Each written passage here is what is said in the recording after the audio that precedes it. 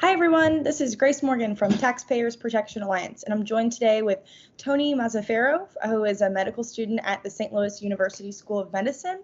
And Tony, thank you so much for joining us on such short notice. I know you are stuck at home too during this pandemic, but just wanted to get your kind of thoughts on a couple different questions here. Yeah, absolutely. Happy to do it. Like you said, with this virus, we're all kind of quarantined at home, so I'm very flexible. I've got Yeah, free time, so pretty crazy.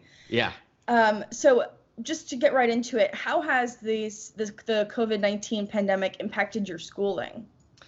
So initially, I think it was like a few weeks ago. When we started hearing more about it, maybe it was like 3 weeks ago, we started being more aware of what was going on, that this could be potentially a problem. And what they did is they switched any in-class meetings or in-class get-togethers, they switched to online. Okay. But the third and fourth year students, like myself, I'm a third year student. We're the ones that are still like we're in the hospitals and the clinics, kind of getting more hands-on training and learning. At that point, they said we're going to take all lectures online, but continue to go to clinics, continue to go to the hospital, Wow. and do your thing, so you're still there learning, which was fine with me. Sure. More online meetings and less having to drive to campus, I was fine with. But then it was last week, I think it was last Tuesday. We got an email, like I was at the clinic, and I think it was around lunchtime. Got an email, and it was from our dean. And the dean in our school has been awesome about all this, like keeping us up to date with everything. But they said, you know what, we've changed our policy. We don't want you guys to be at clinic anymore.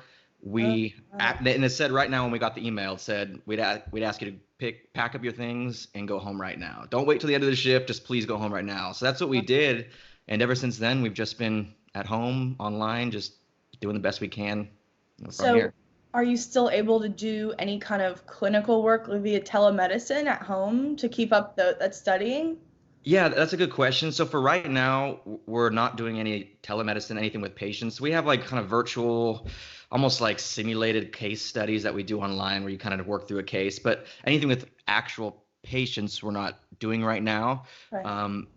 So each rotation is like 8 weeks long. Okay. So what they're going to do is our current one that we're on, we're almost at the halfway point. They're going to pause us there, give us like 4 weeks of home elective study time, and then resume it hopefully in 4 weeks to get our clinic time in. So because in order to graduate, we still have to get that clinic hours. Of course. So yeah, right now it's just all studying at home, no patient care, whether telemedicine or in person. That's crazy. I mean, my sister is a freshman in college and she's Uh-huh. been talking about how, they took her away from her friends and she's a biology major and she can't do her labs and things like that. And then I'm trying to imagine, if I was a senior and I was on the basketball team and it was Yeah, like, we're going to March Madness and then they just canceled everything and your senior year everything. is done.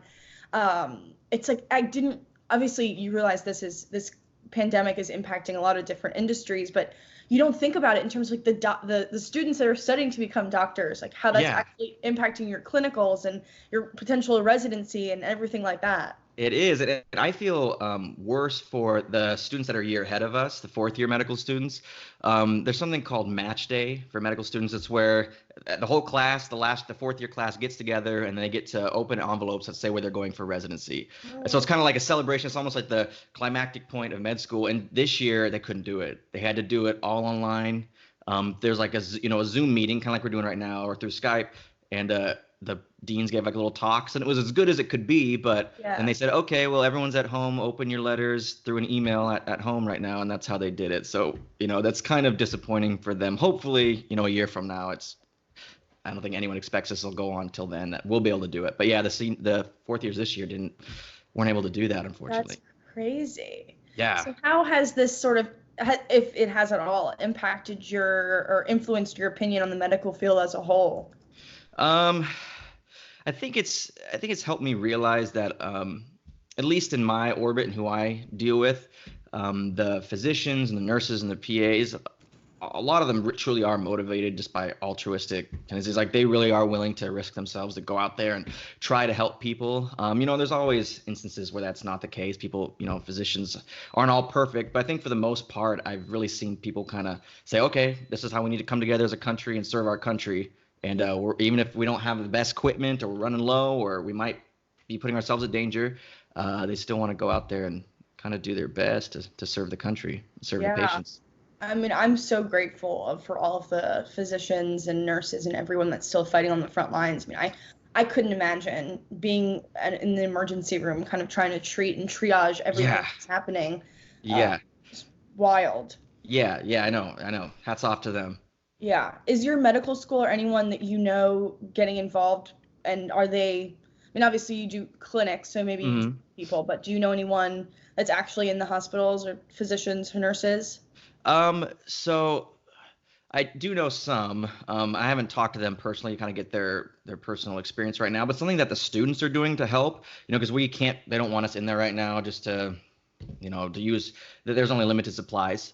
But what we have done, and some first year students have organized, is a lot of the doctors and nurses who are working now, their daycare they had for their kids are no longer up and running because Oh, they don't want to bring all the kids together. I mean, it's like perfect time to spread a virus around. yeah. So that the first year students created an Excel file, an Excel spreadsheet with everyone who needs daycare for their kids or even pet sitting, and med students are pitching in and helping there where they can. So we're not really directly in with the patients who have it, but we're helping those who do help those patients, and Yeah, and that's been cool to critical see. during this time to relieve that burden from them and just provide anything Yeah. you kind of can at this point. Yeah, exactly. I mean, if they need someone to watch their kids, or else they can't go to work. So Exactly. I've signed up to try to help with that, and we're kind of, making some helping where we can, even if it's not in the hospitals. That's amazing. I mean, everyone needs help at this time. I don't know of one person who it's like everything's perfect, my life is great. Yeah, no, Um, yeah, things have changed a lot in a lot of different ways. yes. So I have to make So it work. from what you hear, are there, besides obviously childcare, pet care, are there Yeah. any regulations that you think are stopping medical professionals from being able to provide as much help as possible? Any regulations that are preventing? I'm not fully up on the topic, but I know a lot of. I've heard and read some things about some of the masks and Sure. some of the things that were potentially going to be made by other companies or things. There's been some difficulty, I think, with FDA regulations and whatever the regulations are for medical equipment that has slowed that process down a little bit. And I've been reading a lot like social media and some articles and how it makes you question in the first place if these regulations are really hurting us in this pandemic, should we even have some of these here in the first place? Probably Exactly. not, or at least it's a question that should be asked.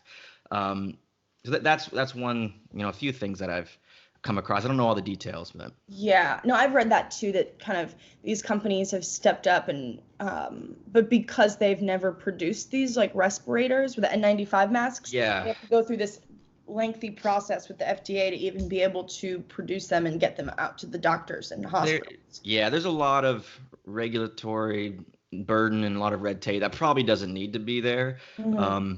In a lot, especially in times like this where we need things quick, Exactly. it'd probably be there's probably a better way to streamline these things. Of course.